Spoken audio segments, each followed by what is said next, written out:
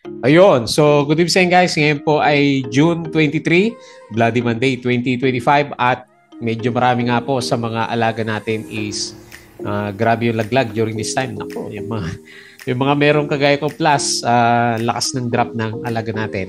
Okay, so alam niyo na siguro ang pinakadahilan bakit malakas yung drop. Pero sa Philippines lang naman daw malakas yung drop.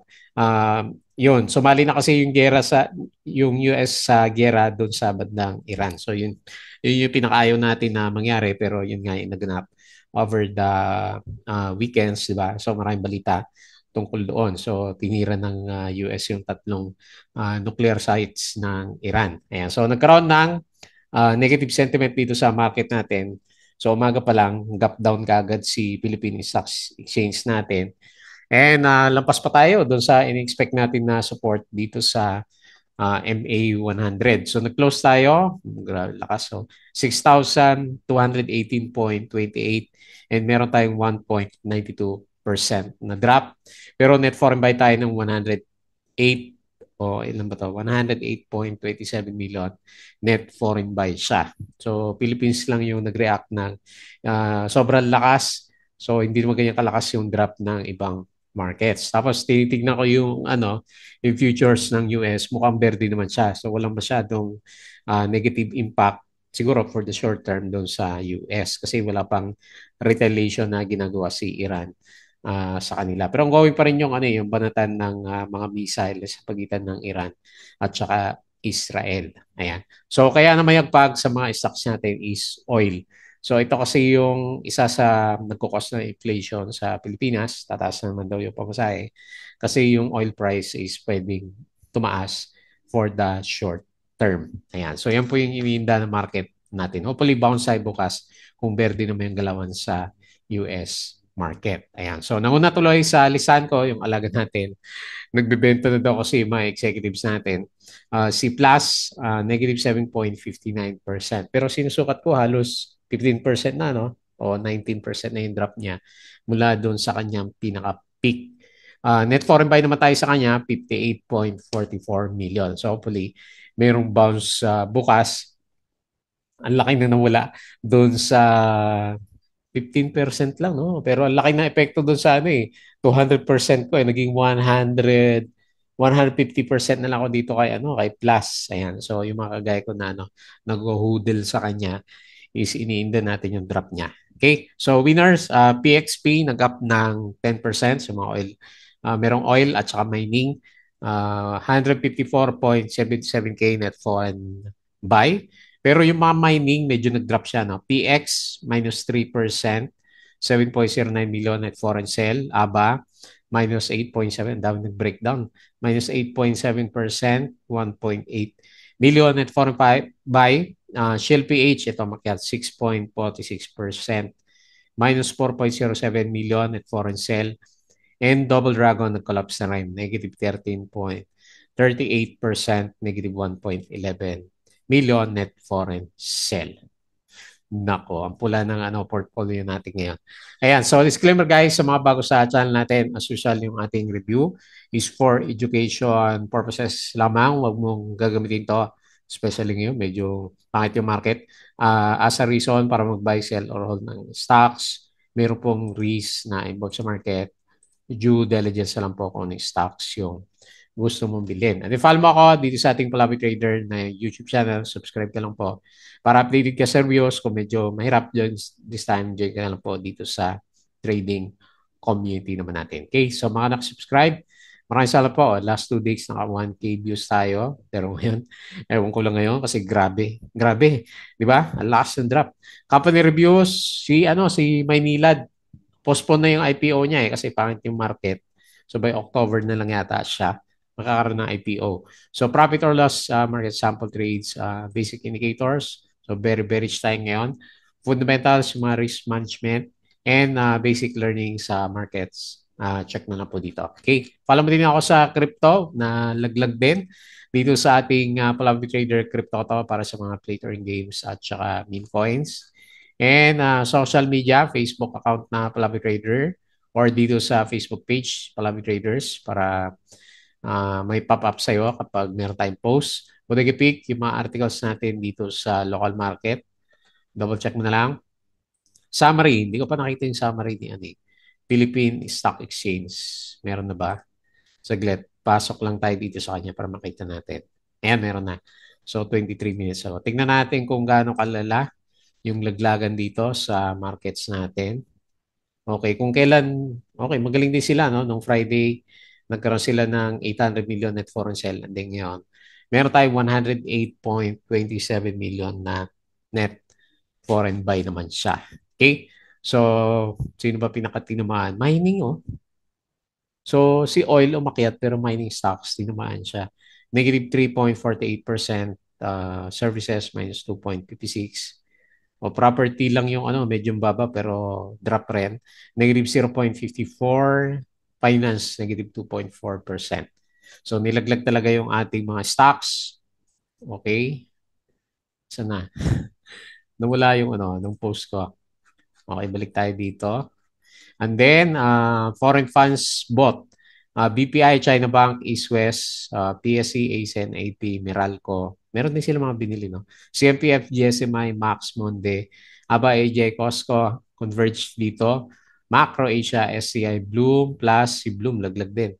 Pure Gold 7, SSI, CPM at saka C. FNI, binawian na rin siya, no? Yung alaga natin si MRC, nga pala, di ba, nakabili tayo ng ano, um, nung Wednesday last week. So, nilaglag na rin. Foreign funds bought o sold. BDO, Metrobank, Security Bank, FGen, Petron, SCC, DNL, MI, Jollibee Keeper, PPC, AC, Avoites, GGS, Ali, Aritz, Double Dragon, Meg, Globetel, Cebu, Lotto, Robinsons, APX, OGP, at saka CPX. Pero ito yung mga umakyat ah. Si PXP pa lang yung umakyat kanina. Ayan. Pero sa US market nga, kaya sabi natin, verde naman. Wala namang malakas na drop sa kanila. Ayan. So, excelsi ano, BSE o dahil depende tayo masyado sa oil. Kaya malakas yung epekto sa Philippine markets. Okay? So, bearish candle. Hopefully may bullish engulfing candle bukas. 6,218.28. So, meron naman nagberde pero tatlo lang nalilit pa ng gains. Meralco, DMC at saka si Globe. Less than 1%. So, tinamaan, Pure Gold ba? Nag-profit taking na. Pure Gold, 5.07. URC, negative 4. AGI, minus 3.8. BPI, minus 3.5. Jollibee, minus 3.08. And Aboitiz, negative 2.88%. The rest, mapula talaga yung laglagan natin. Okay? So, very bad. US anticipating attacks on military bases in Iraq and Syria. Okay, so ito naman si Plus. Albi, Binetes, cashes in 1.2 billion DG Plus shares. Kaya pala nalaglag na. As Messi split with wife Nikki turns public. Okay. Manila Water share surge 14.2%. Ito ba to? Ngayon ba to? Anong Friday? Last week. Dito is accelerating its broadband market growth. Pizza is strengthening its US expansion. Kailan hindi masyadong papansin yan. Kasi Gera, ang usapan. Mega World plans to boost MREIT. The JT Cup remains selective in pursuing new business. Maynila, so delayed muna tayo. October, originally July, dapat next month, pero delay muna. Kasi pangit yung market, October 2025. Upcoming dividends, kailan ba to? Okay, June 25. SPC, San Miguel, Balay, at saka si ACR. Okay? So, nung alas 2, wala nga masyadong ano, lahat laglagan talaga kanina. So, globe lang yung verde kanina. BSP says all shock is key to next move. Makaitas pa yung ano, interest rates natin. Maynila delaying 45 billion IPO. All price, nag-jump siya ng 5% kanina umaga. Pero nag-ano na rin to nag-stabilize na rin siya after noon. Okay? Tapos yung mga last week na galawan, it is all about gold, oil, and war. Maynila delays IPO, correction, RCR swap doesn't violate float rule. So, ayan. Meron siyang name dito na nakalagay naman. Okay? So, very bad. Yung ating market. Patalastas muna yung ating Patreon channel, yung mga sunod guide. Sali lang po kayo dito sa ating Patreon channel. Okay? So, although very bad ngayon. So, kailan natin maging defensive muna during this time. Okay, so balik tayo dito sa galawan ni Philippine Stock Exchange. So very bad nga dahil dun sa gera, baka fill the gap tayo ha. Baba ko na ha. So no choice tayo kasi bearish yung market. Although meron tayong 108.27 million net foreign buy, kaya laki kasi nito negative 1.92%. Siyempre, ang gusto ko mag-bounce siya, fill the gap dito, at then saka siya mag-correct ulit. Pero since medyo negative yung galaw natin, kung kailan maganda naman yung galaw ng US market, tsaka naman nag-drop na malakas si PSE, bababa ko muna dito sa may gap area, yung pinaka-next na support natin sa kanya. In-expect ko na talaga may drop to. May upcoming drop pa si PSE kahit na nandito pa rin naman sa 6,200. So, alam mo naman sa Philippine markets, konting negative news sa Middle East, sa oil, is malaki po ang impact sa atin. So, ingat muna tayo sa trading, pero may mga nag-spike dito, no? So, nag-bearish na, natuloy na pagka-bearish ng RSI at saka si MACD, matagal na itong bearish yung direction niya. Ayan, pares na silang pababa yung pinaka-main direction. Baka pwede ibaba na rin to, no? Ayan. So, from 6,000 to 6,400 na lang muna yung ating galawan kasi nag-gap down eh. So breakdown ng support kahit paano si Philippine Stock Exchange natin. Okay, so tingin tayo sa Okay, nakita na pala natin yung mga big caps. Dito na lang sa mga winners at saka losers. Max, nabuhay si Max 12.77%. Akala ko si Shakey's. PXP, makit nga siya ng 10%. May konting pullback siya. Sino pa? Shell PH, 6.46%. Bakit ba ang earnings na ito? Nahirapan siya umakyat eh. Tapos si LCB, ano nangyari kay LC? Umakyat 3.97, Petron 3.2. Ayun, so kahit si Petron, umakyat na rin pala. Tapos si Tech, walang volume. Si Top, yun, umakyat si Ay, oo nga pala, oil pala po si Top. O, ayan. Nakakita tayo ng potential. 2.86%. So hopefully nakasakay ka na kanina. Baka bukas spike na yan. Baita 1.7 and sino pa? RCR 1.15. So numamayag pag si RCR nagbe-breakout na. So dito naman sa losers, FNI, kinain din niya. No? Negative 19.53%. Double Dragon 30%. Laki. Ng drop. MRC, wala na yung gains natin. Break-even lang. Negative 9.09 si ABA. Ito nag-breakdown na rin. No? Negative 8.7 plus naku, ito na yata yung pullback na malakas talaga. Negative 7.59. Tapos si Mary Mart, minus 5%. Pure Gold, minus 5. Si URC, minus 4.87. And lastly, FPH, ayan, nag-drop na rin siya. Saan ba yan? PNB, minus 4.83%. Binawi din niya yung kanyang malakas na kandila last Friday. Okay? Highest volume si Plus at saka si Bloom dito sa PSE market. So ngayon, tingin tayo sa global market. Tayo lang ba nag-exage ng galawan? Kasi okay naman yung nangyera nga, okay yung yung kanyang futures. Si S&P positive 0.06, Dow futures negative 0.01, Nasdaq positive 0.03%. Tapos okay, laglagan yan. Tapos sa European stocks, laglag and Asian markets laglag. Pero tayo lang naman yung grabe, isolated naman tayo, no? Okay, ganyan talaga. Mahina talaga sa Philippine markets natin. And crypto, mapula pa rin. Ayan, bumabawi siya pero mapula pa rin. So Bitcoin is 101K, Ethereum 2.2, XRP 1.99, bumaba na, no? BNB 619 and Sol 133. Okay? So medyo maraming laglag ngayon, understandable naman. Pero yung sa atin, parang hindi masyadong understandable yung Tayo lang negative 1.9%. Okay? So tingin tayo dito sa trending stocks. Okay, so unahin natin si Plus, yung ating paboritong alaga ay nawawalan na ng gana sa kanyang mga galaw. Ayan, breakdown na nga tayo sa MA20. So, saan tayo hanap ng support? Meron ako nakikita dito sa bandang 49.6. Pero kung Fibonacci, tignan nga natin, saan ba pinaka-base natin? Ito, no? Pwede. So, next, mga dito nga, no?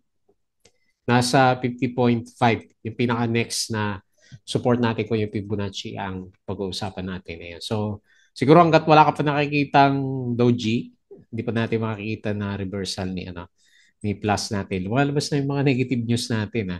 Yun nga, nagbebenta ng shares yung mga executive natin sa kanya. So, parang sign na rin siguro para mag-correct yung stock natin. Kaya ang lakas ng correction niya, no?